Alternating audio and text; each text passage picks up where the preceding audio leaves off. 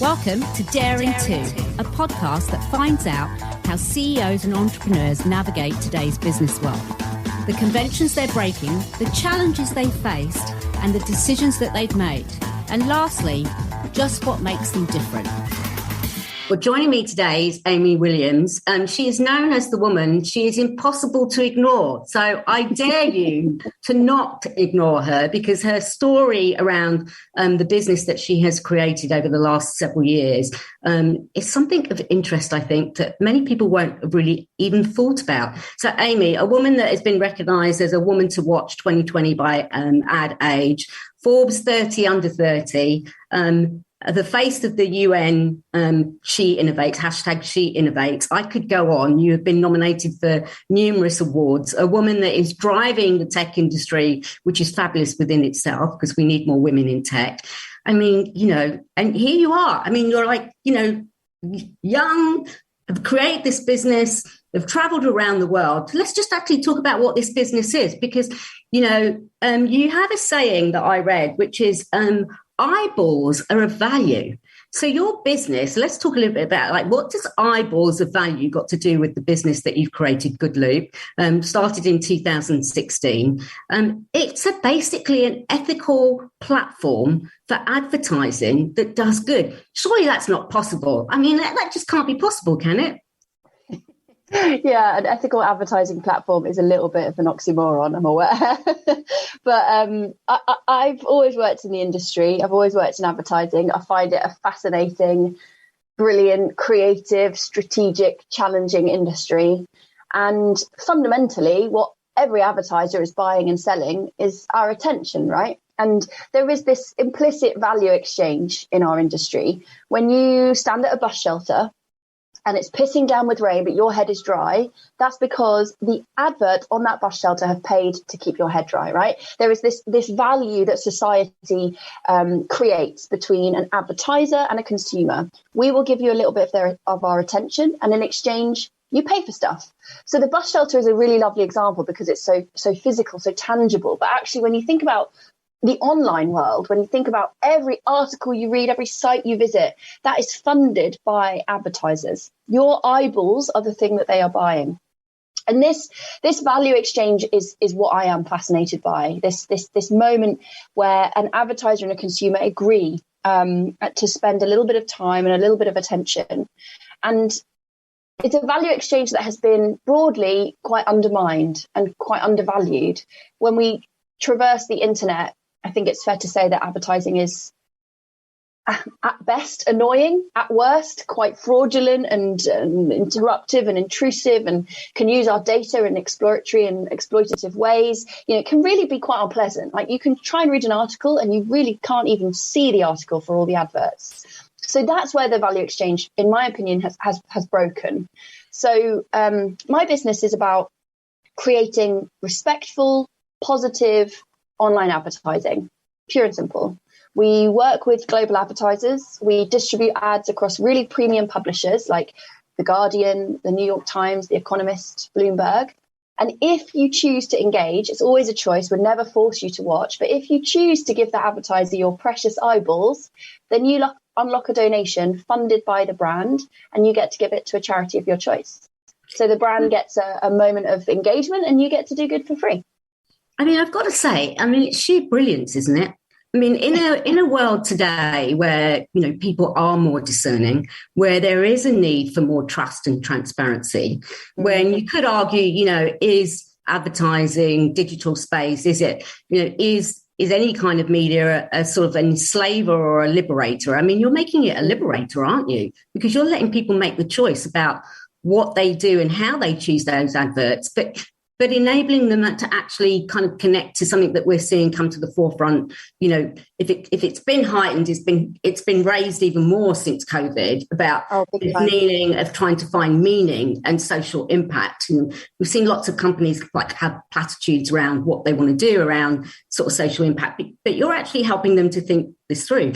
Why is it taking, you know, a $500 billion industry this long to actually think about something that makes like perfect sense, doesn't it? Well, it's funny. I think there are so many people in our industry that are smart and creative and passionate and also a little bit jaded. Like there was a study came out from the Advertising Association a couple of years ago that found that advertising is now less trusted as an industry than banking and estate agents, which is like, well, we're talking the low of the low, right? A good place to be honest, Rita. And I think that has really affected people's confidence in this industry. And of course, we're seeing, a huge loss of talent, of the Great Resignation. We're just seeing this real kind of absence of pride. And I think that it's taking a little while because it's taking a while for us to build back our confidence and to know that advertising, it has an important role to play in society. Advertising doesn't have to be that annoying interruptive thing that gets in the way of your cat videos. It can be something that funds free independent journalism, that gives you access to a free Spotify account, that makes sure that journalists get paid their salaries. Like I think especially with the awful war in Ukraine and the way that the Kremlin has been using disinformation as a propaganda tool within this conflict, it has exaggerated and amplified how important and how valuable our free independent press is. And that's thanks to advertising. So, we've just got to get a little bit more confident in our industry again and start to find our place in society. And you mentioned that, Yeah, sorry, Amy, I interrupted you, but I do want to interrupt just a little bit because that point about, Ukraine, I mean, you've actually just given a speech recently or been a part of a discussion around this and about like misinformation in the media. But your sort of vision clearly is much wider than, like the impact of advertising. It sounds like it is really about helping people to understand the impact that advertising has on world events. I mean, it's like it sounds like a movement that you are trying to help create sort of understanding around the value of advertising and its role in sort of shaping world events in a purposeful and I would say, fair and transparent way. Now, that's a lofty goal. And I'm under no illusions that, advertising is one of the big things that got us into this mess, right? Like I'm not blind to the role that our industry has played in creating quite damaging consumerism and really degrading mental health of young people and creating fake beauty standards and really shutting down and silencing a lot of diverse voices. Like our industry has a lot of problems and our industry has a lot to be accountable for. But at the end of the day, you mentioned already, it's a $500 billion industry. And actually, we are in the business of shaping desire. We are in the business of shaping consumer behavior, changing society. So just as we can encourage people to smoke cigarettes and use gas cookers, we can also encourage them to eat less meat and drive electric cars, and we can champion real beauty and challenge fake beauty standards, and we can get more diverse voices into TV screens and on the media. So I think that our industry has a huge role to play, has a huge influence in society, for better or for worse. It's a tool that can be used either way.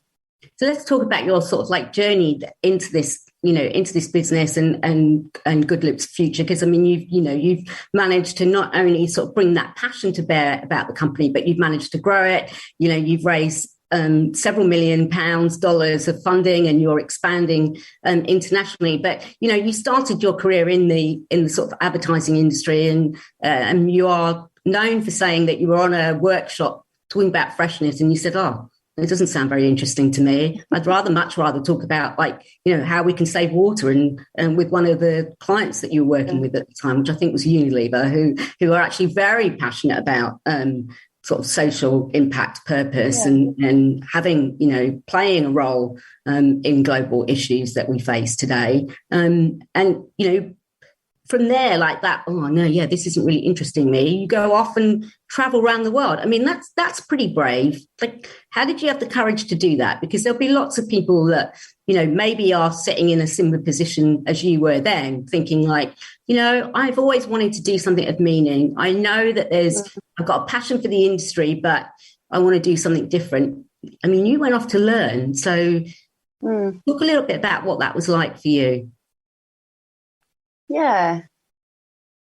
never felt brave at the time.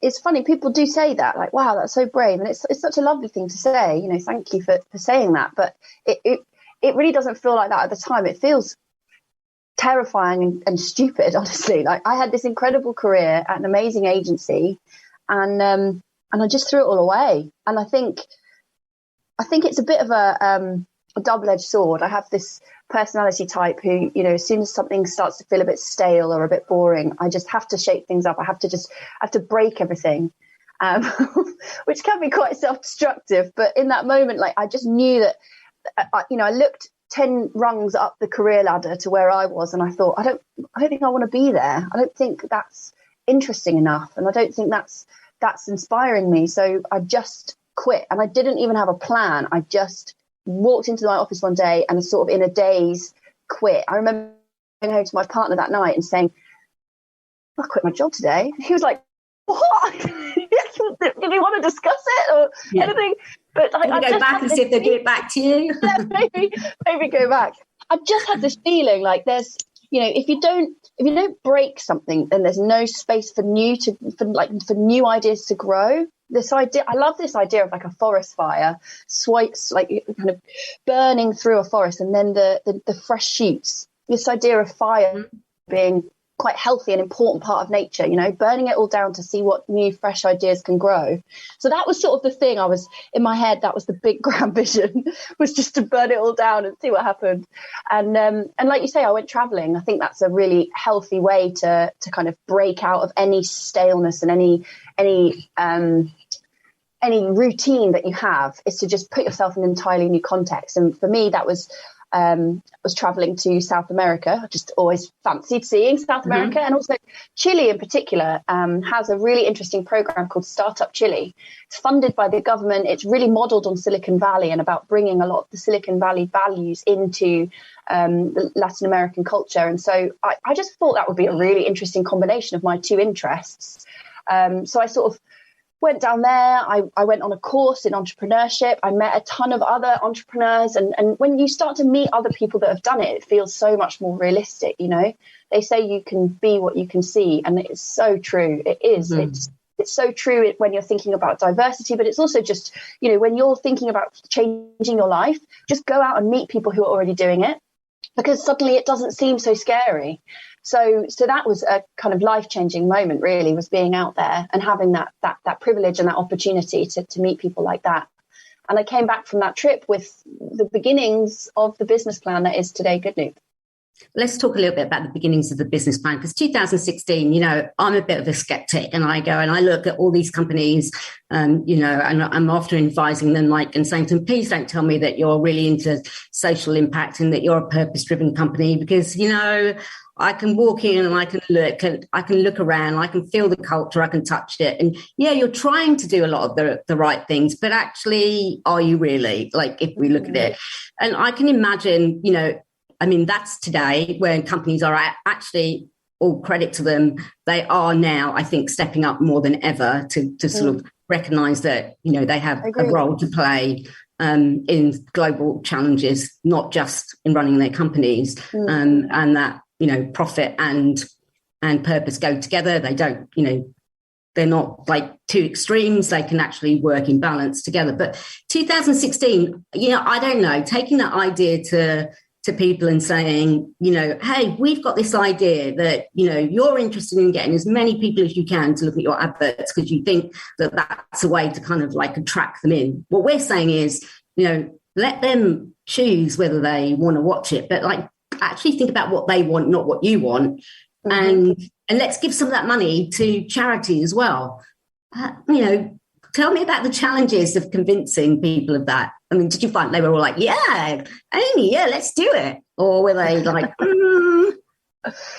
Oh, man, you're so right. Like our kind of internal thesis is to treat people online like partners, not targets. And that is quite a challenging idea, because not only is it a new way of thinking about advertising, it's also a criticism of the existing status quo. And so going into any industry and saying, you know, what you're doing is wrong is a really, really difficult place to start. So I actually really underplayed that at the beginning. And I really focused instead on the trend that you've, perfectly articulated there, which is every business needs to do good. And we are a really easy way for you to start on that journey. It's such a simple little switch to say, you're already running ads on TV or on YouTube. Why don't you just run ads with Good Loop instead? And then every time someone watches, you will fund a charity. And to your point, there's so many businesses that say they want to do good. Well, let's put some spend behind that. Let's put some action behind those words. How about every time someone engages, you actually fund a self-esteem workshop or you build a well? Let's put action behind your brand purpose. So that was a much more uplifting and much less challenging entry point into the market. And that, even just learning how to articulate the proposition and learning how to say it in a way that got people inspired rather than challenged, and challenging stuff along the way, but in a much more inclusive approach. And that is the biggest challenge, I think, is learning how to articulate the value proposition of what you're building. And again, I'm building a business that does good. I'm building a B Corporation, a carbon neutral business that funds charities from our top line. We are a very, very social business, but I hardly mention that. I hardly mention the charity donation to any investor, and certainly to any customer. I talk about performance. I talk about growth. I talk about heightened engagement and how the advertiser is going to get better ROI and the investor is going to get better returns because we're doing something different in the industry. And the social impact is like a nice to have, a cherry on top. In my heart, it's the reason I get up every day, but it's not the reason someone's going to invest. And learning that is really tough. Learning that the thing you care about doesn't matter to anyone else is really, really tough. Are you seeing that today? Do you see that today? Do you really think that that's still true today? I think that's an interesting thought. We're not charities. Good Loop isn't a charity. We don't donate to charity out of the goodness of our hearts. We donate to charity because it gives people a meaningful reason to engage with the advertiser, which gives the advertiser better results, which means that we win over our competition, which means that we grow. So even I can't claim that the social good is the reason I do it. Owning up to this grey area where you do good, but you also have selfish goals, like you say, purpose and profit driving together. There's a lot of awkwardness around this idea of benefiting from doing good or making a profit whilst building a social business. I don't think we should be embarrassed about that. I think that's how you create. Why do you think that is? Sustainable change. Why do you think that is? Yeah, because surely, it makes sense that the two go together, right? It's not like one is good and one is bad, or if you only do profit, therefore, it's actually a win-win. I think you described it as a win-win, right? Why do you think there is this sort of unease or discomfort about saying that you can do both? I don't know. Maybe it feels a bit disingenuous. I think so much of business responsibility for so many years has been so disingenuous. You see fossil fuel companies investing in solar energy whilst also lobbying governments to increase the reliance on fossil fuels. These layers of corporate philanthropy or CSR that are so paper thin that consumers have become rightly very cynical. And I think that's absolutely the right trend. We should hold businesses to account. We should hold individuals to account. When you say that you stand for gender equality, you should also not have a gender pay gap. And if you do, I'm going to call you out for it. Did you see that Twitter bot over International Women's Day? Every time a brand used the hashtag, the Twitter bot would retweet with their gender pay gap, which was just brilliant. So I kind of think I kind of embrace the cynicism as well. I think it's healthy to have a dose of that when we're talking about business philanthropy, because fundamentally these businesses are there for the benefit of their shareholders, which means that they are exclusively existing to extract value from society. We can't get around that. We really need to work with NGOs and governments to solve big systemic issues, and relying on businesses is relying on an emperor in new clothes. But embracing businesses that are trying to do both and letting them learn and take steps towards more positive business action. Perfection is the enemy of progress. And if every time a corporate did something wrong, we chastise them and we show them how badly it can go when they do something wrong, they're never going to try. And I just think, we've got to get these big businesses a bit braver about doing, so things with a social slant. So how do you help companies do that? Because I imagine, I don't know, but I would imagine that they will either now be, particularly after COVID, be saying like, this is fabulous. Like, we recognise now that trust is really important. And actually we see our customers or our prospective customers or, people that we want to engage with, that we recognise that they're looking to want to work with organisations that are doing something meaningful or have some sort of social responsibility or have some impact in areas. Do they then come to you like thinking that you are going to kind of deliver it all, and therefore their expectations are sort of like, like way out of reach from where they are? And if so, how do you manage that? Or do they come very nervous and kind of tentative around what they should be doing? And if it's that, and maybe it's both, so you can talk about both, what do you do to like, kind of like show them the possibility? So I guess the ones that are like, think you're going to like you're going to help solve all of their problems and, generate masses of growth for them, which clearly you guys are doing. And those that are like too tentative, how do you deal with those different types of clients?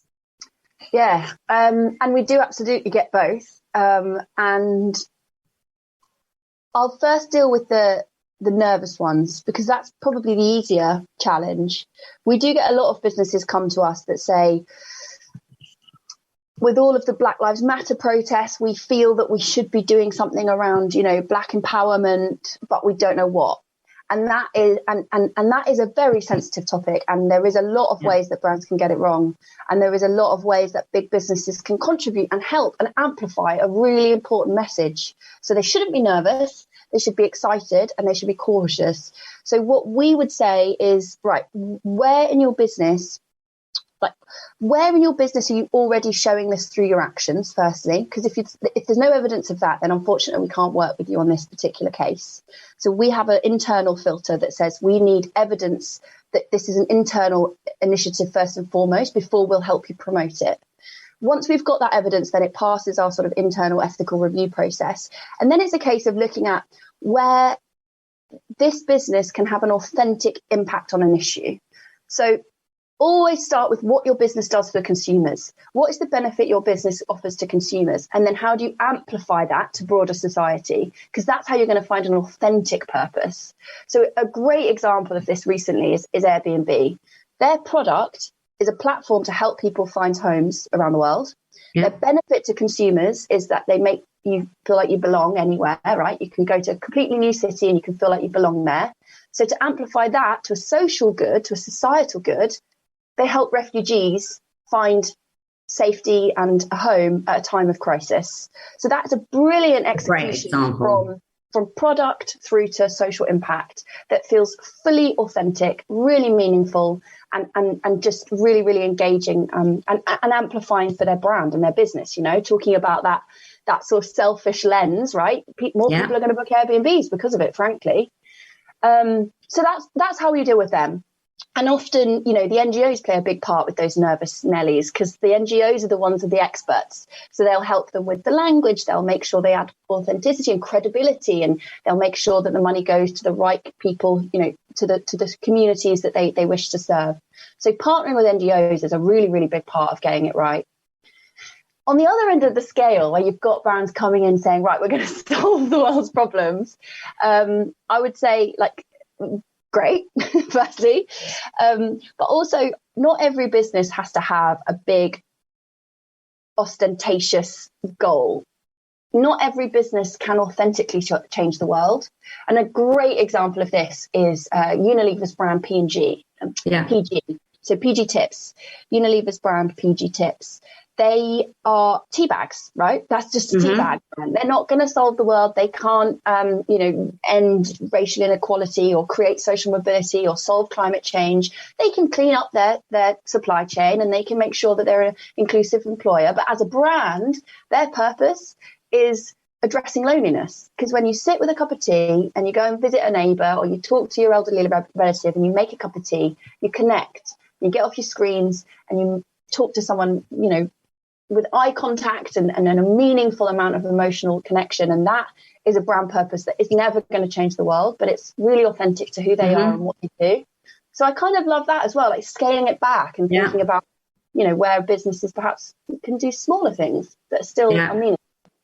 They've been doing some great things. I know my niece works for them, and she's only just started working for them. And she comes home and she's always passionate about just what they are really doing, like from a social impact, from like the packaging that they use to that they really do mean what they say. I mean, it's great to see companies like that. And they were one of your early clients. So, you've got some big name clients that, I think, credit to your organization, to your company for actually kind of reaching out to those, because, the bigger multinationals are harder to change sometimes and hard to accept. But yet, you pick some very forward thinking organizations or they become more forward thinking through working with you. It's probably a bit of both.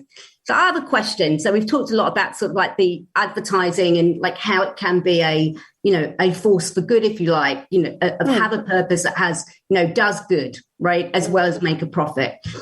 As you think about the organizations, I can't help wondering that, we were talking about the gender pay gap as just an example. Like, I get very passionate about that too. But just like the value propositions or the cultures that companies have. I mean, they're often advertising who they are as a company for prospective employees. That's advertising, that's branding, that's like a messaging. I mean, how do you help them think about that? And do you guys think about that as you're helping them think about advertising in generally? Or is that an area that you think is maybe the next sort of area that companies need to be thinking about at all? Yeah, well, you said it yourself with your niece, right? She comes home proud to work for an organization because of the things they do in their marketing and their supply chain and, in their corporate governance. It's, to me, it is a natural outcome of some of the work that businesses have to do internally, that then their employees are proud to work at that organization and become advocates and become champions for that business. So it's not something we work on explicitly, to be honest. We're very laser focused on advertising. And when brands come to us, they're often coming to us with 3 different pressure points to want to do good. One is consumers. Consumers are 4 times more likely to buy from a brand if they've taken a stance against climate change. Another is employees. Employees are so much more likely to stay at an organization if they feel that their work has purpose. And the third is shareholders, right? Shareholders are looking for sustainable ESG investments. The mention of ESG in SEC filings have tripled in the last 12 months. So this triple attack on organizations from consumers, from employees and from shareholders means that we are one of many solutions that they're looking to kind of clean up their internal processes and therefore placate those key stakeholders. Let's talk about some of the solutions that you're working on, because one of them is to do with climate change and sort of ESG. And again, I'm totally with you on this, that, we're seeing this massive sort of like uptake on sustainability reporting and sustainability index and ESG and diversity, inclusion and equity. And you put all of those things in the mix. We've kind of been looking at them through all these different angles. Nobody's necessarily connecting them together. Sounds like you guys are doing that. You're like kind of connecting the dots a little bit. So tell us a little bit about what you're doing in the area of there to help companies. So, this started about a year ago. It started as an internal question. So I've always said I want Goodloop to be carbon neutral from inception. And we've always sort of finger in the air, thrown some money at some trees and said we're carbon neutral. But we've never really interrogated it properly. And it got to a point where we were like, okay, right, this isn't really good enough. We need to know the actual carbon cost of running adverts online, which I sort of assumed we could find. And then as months of research go by and there really wasn't an answer. There really wasn't anyone with that answer. No one had done that work. So it started as an internal project to say, okay, what is the carbon cost of our ads? How do we offset what we deliver? So we created a methodology, essentially mirroring a methodology that's internationally recognized for website calculations. If you calculate the carbon cost of a website, you use a certain data transfer methodology. And we just nicked that basically. And we looked at how we use data transfer to deliver adverts. And that meant that we could then confidently say we were carbon neutral and started going out to our clients saying, update, we've now got this methodology, so don't worry, Good Loop is fully carbon neutral. And they go, oh, how'd you do that then? That sounds quite good. So it was sort of a bit of a startup pivot moment where we said, oh, we've actually built something here that other businesses could benefit from. So we spun it out to its own product. And it's really simply, it's just like a tracking tag that you append to your digital campaigns, like a viewability tag. It's just a 1x1 pixel. It tracks data transfer and then it carbon offsets in real time. So any advertiser can use it on any digital campaign, and it will mean that the full campaign is measured and offset. And the measurement piece is really important because offsetting is obviously the absolute minimum. What we should be doing is actually reducing our carbon emissions. So buying on publishers that use carbon neutral servers, buying, at times of day when the electricity grid is more renewable, buying on, using lighter file sizes to reduce the data transmission and to reduce the electricity usage. So this is the sort of insight that our dashboard can deliver back to clients so that they can offset what they have to use, but also reduce what they spend. So I hope that, as the listeners are listening to that piece, that they go back and play that again, because there are a number of organisations out there right now that are feeling very nervous about their commitment to hit the targets of zero emissions. And I think you've just given them a really cool idea of how they can at least start or accelerate their work in that area. So let's hope that they go back and listen and replay that bit particularly because it is important. So let's talk about you as a leader. I mean, come on, 30 under 30, woman to watch, like impossible to ignore. I mean, tell us a little bit about you as a leader. I mean, Oh man, how do I answer that? Did you always know? Did you always say, like, when you were a young girl, did you go, were you at school going like, you know what, I'm going to lead something one day. I just know that's what I'm going to do. No, God, no. I was bullied awfully at school. I was so shy. I was so nerdy. You can't see on a podcast, but I've got big sticky out ears, and everyone used to call me Toby Jugs. And you haven't got big. I can see your ears, and you haven't got big sticky out ears. But I can show you my calves if you want. I used to get called tree trunk legs. So there you go. We'll start a self-help group. We'll get each other through it. Yeah. And I think the thread I pull between that nerdy kid at school and today is that I loved theatre.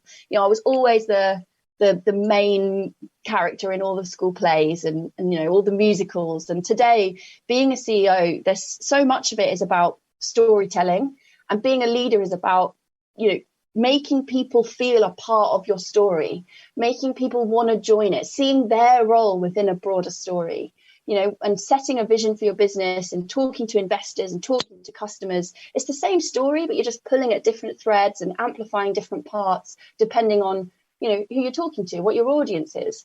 So that skill set I learned, back on those stages when I was Fagin and Oliver Twist, like today that still rings true. And in terms of being a leader, like my philosophy on it is, especially as a young entrepreneur, I mean, I started this business at 25, and I'm under no illusions that I have very little of the answers. Like so many of the people I'm bringing into my business are more experienced, more talented, more expert in their field. And my job is to just bring in the best possible people, to give them a direction, to support them and lead them, but actually be humble enough to acknowledge their expertise and to kind of let them bring something to the table. So yeah, it's less about leadership. It's more just about galvanizing everyone in a certain direction. And did that change over COVID, do you think? Have you seen, have you changed? Has your organisation changed over, that 2-year period where we kind of all disappeared and nobody knew to all hunkered down and tried to find who we were and where we were and everything else in between? Oh man, it was a tough time. I found it really, really difficult. As a leader, you're looked to for answers, and I had none. And so there was a lot of sort of radical transparency during that time where I had to say, we are working to preserve everyone's jobs. We are working to keep everyone safe, but I can't guarantee anything. And that's a horrible thing to have to say, and to try and be vulnerable with the team and to try and show a certain level of my own real experience was sort of the way I dealt with it. You know, I always think about, there's that parable about a sailor who he knows around this next bend is the most dangerous part of the sea. And in the first voyage, he says, yeah, it's going to be great. Don't worry about it. Don't worry, we're going to nail it. And then the ship wrecks.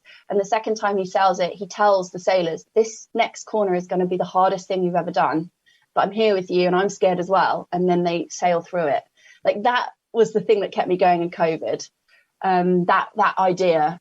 So that was sort of my approach. In terms of how it changed the business, I mean, as you've mentioned, every business suddenly stepped up. You know, there was this huge swell of empathy and kindness from everyone, businesses to next door neighbours. So we got a ton of brands coming to us wanting to support food banks and homeless shelters and hygiene banks and medical research. And that was really, really, that kept us all going, I think, was feeling like we really were helping. You know, we funded 500,000 meals to families below the poverty line over Christmas. And, you know, being a part of the solution is really empowering.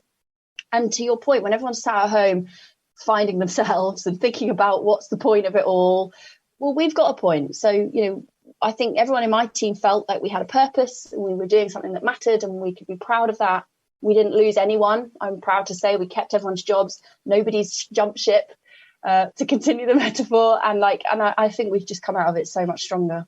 But to your point about, you know, people that feel that they're really connected to something and, you know, have that kind of trust and transparency with an organisation are 4 times more likely to stay. It sounds like you're doing a good job within your company to actually, you know, help connect people to something that's very meaningful and actually helping to create a difference. So how do you tackle the advertising? I mean, you've obviously made some great strides with organisations, but the advertising industry is a massive industry within itself. How do you get to some of the people that are actually on the advertising side that are running the other platforms, say, or helping them to see, you know, engage with those as well as the organisations around this concept of, you know, advertising with good, with a purpose to it, like of doing some good? Yeah, I think I would be very happy if more platforms copied us. You know, often business, I don't tell my investors that, but often, I didn't hear that. You know, I didn't hear it. I mean, our competitive advantage in the market is that we approach things from a more responsible, positive and respectful perspective. You know, I mentioned treating consumers like partners rather than targets. I wouldn't be that bothered if YouTube also adopted that philosophy. You know, I wouldn't be that bothered if YouTube also decided to donate 50% of their turnover to charity. You know, if I can use Good Loop as a vehicle to lift the industry up, then that's something I'd be very, very happy with. And I think that's, you know, part of our mission is like engaging the industry in these conversations. So we work really closely with several of the other ad tech companies. You know, a lot of them use our green ad tech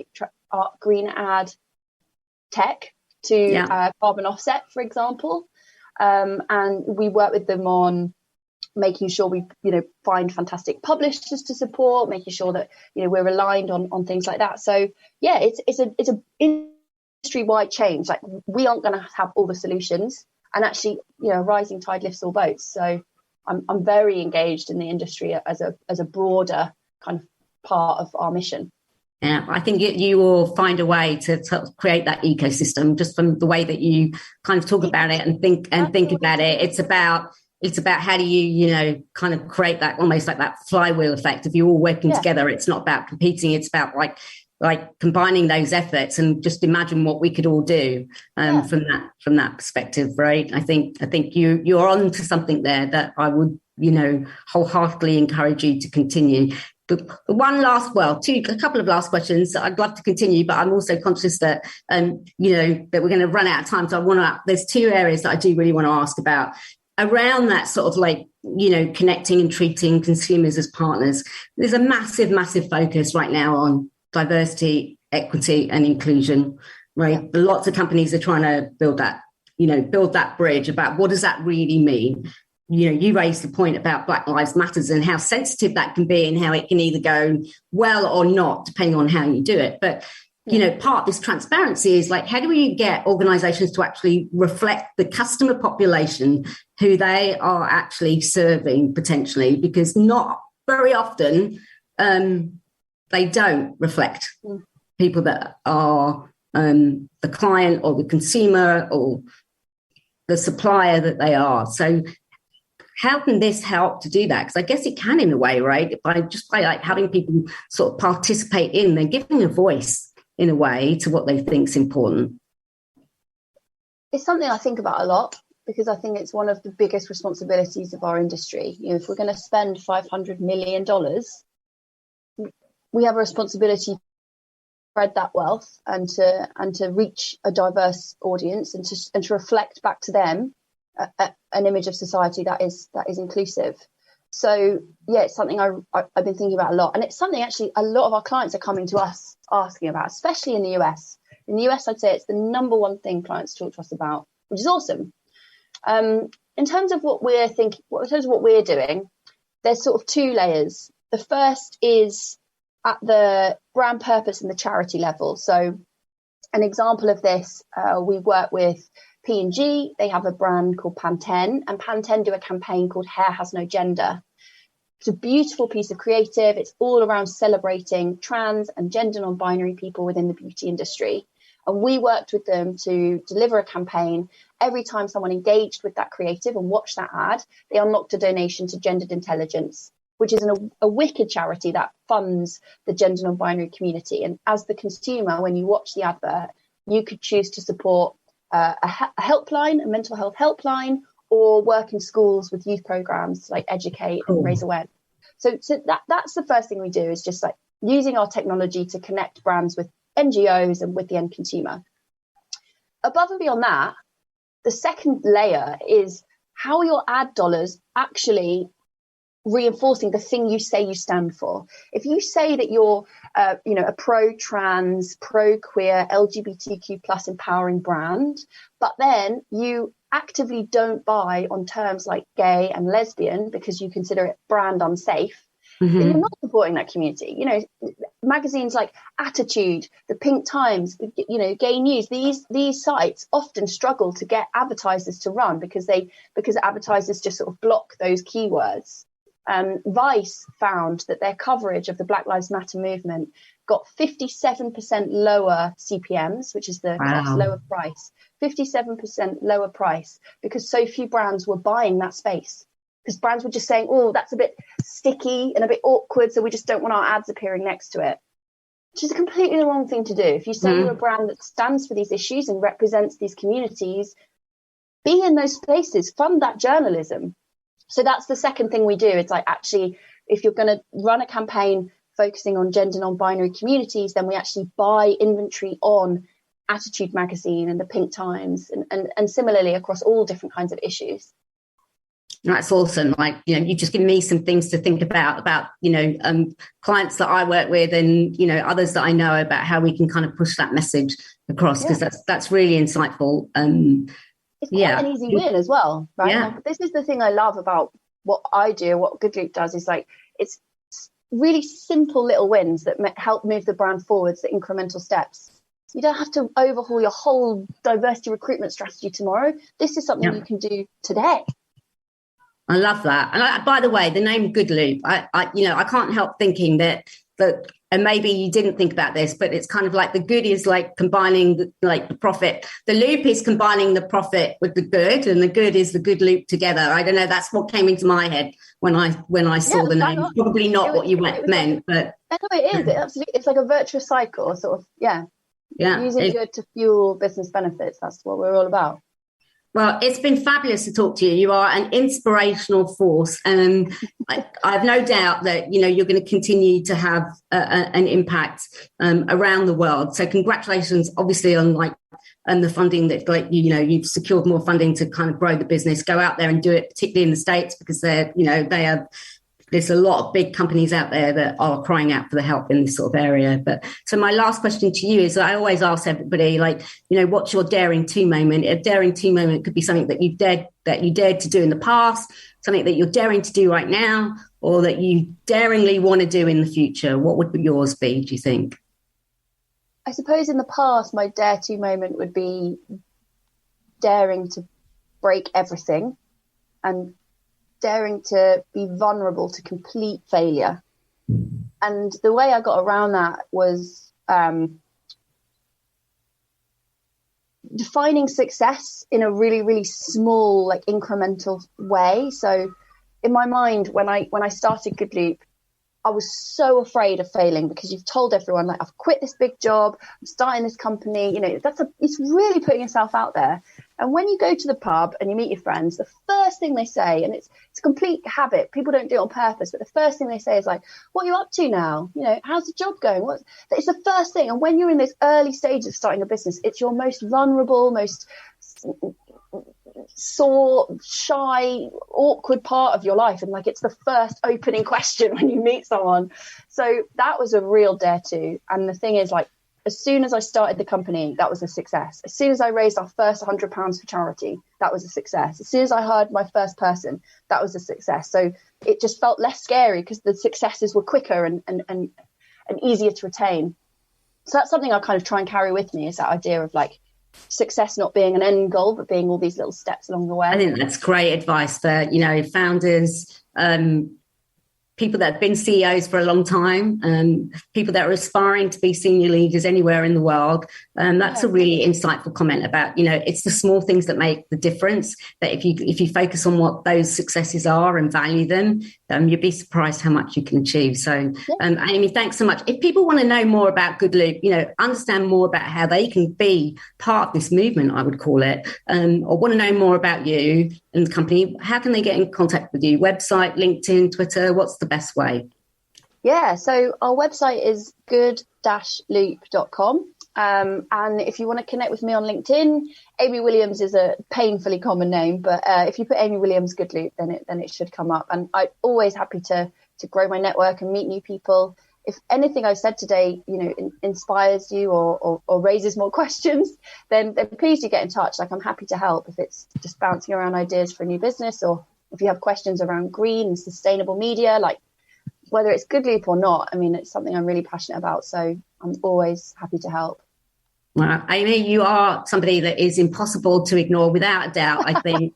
You know, and I hope that nobody ever, you know, that people continue to actually listen and take, you know, the true sort of inspiration and work that you are doing forward. So thank you very much.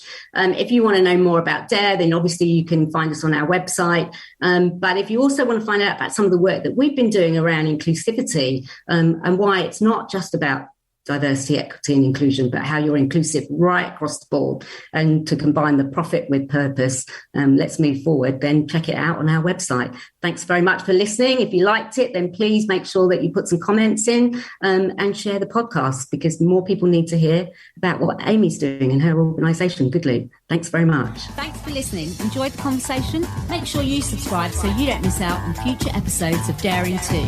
Also, check out our website, dareworldwide.com, for some great resources around business in general, leadership, and how to bring about change. See you next time.